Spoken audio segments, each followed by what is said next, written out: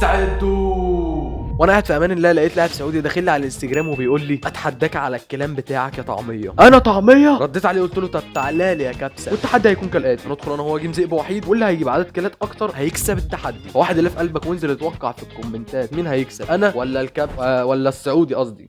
واول لما دخلنا الجيم لسبب ما لقيت اللعبه طلعتني، وبعد ما دخلت ببص لقيته معاه 3 كيل والنتيجه 1-1، وده صعب عليا التحدي جدا. طيب خلينا نشتري شوت جن ويلا بينا بقى عشان خاطر نحاول نرجعه. يا نهار ابيض ده طيروه. العيال بتلعب تعالى انت كده يلا بالسلامه. تيجي التاني تعالى بس هنفضلوا نتنططوا كتير. يلا تعالى اطلع خد يلا بالسلامه. طيب كده جبنا كلايتين. عارف اللعبه ايه اللي خلاها تطلعني جايب هو 3 كيل كده، هو متقدم عليا بكيل. انا هحاول على قد ما اقدر ان انا اسرق منه كيل. ايوه تعالى لا ايوه تعالى ما تروحش عني. تعالى يلا بالسلامه. بس ما دام اتعادلنا بقى تعالى كده نشوفه هيعرف يقتله ولا لا. هتسافر على السعودي. انا السعودي. لا عاش ايه يا ابني عمال تتنطط ليه كده؟ طب ما انا معايا بانر ال6 سنوات وما بتنطط. انت معاك فنان طلق طراز. قولوا لنا يا جدعان في الكومنتات هل انهي اقوى، بانر ال6 سنوات ولا بانر طلق طراز؟ يلا بينا تعالوا كده بقى شباب. خد لما جبت ثواني تعالى اطلع يلا خد.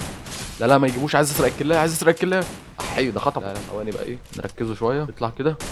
ايه ده؟ طيب ماشي تعالوا كده بقى شباب. الجوله دي انا مش هسيب الكلايتين، لازم اجيب الكلايتين. تعالى كده خد يلا واحده على الطاير. سلامه. انت اللي جبتني الجوله اللي فاتت صح؟ تعالى ده انا مش هسيبك. خد. انا مش عارف السلاح بيجي عند الولد ده ويبقى ما بيجيبش هدات ليه. بص طريقه لعبه.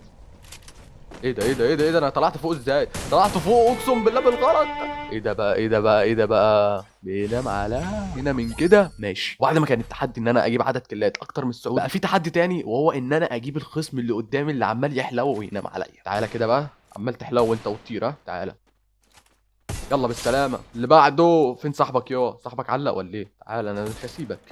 ايوه بص السعودي سرق. المهم ان انا جبت اللي كان عليا الجوله اللي فاتت. يا ابني انا معايا بانر 6 سنوات يا ابني عيب عليك. هما فين؟ تعالى انت كمان انت تاني. يلا تعالى مش هسيبك انزل لي.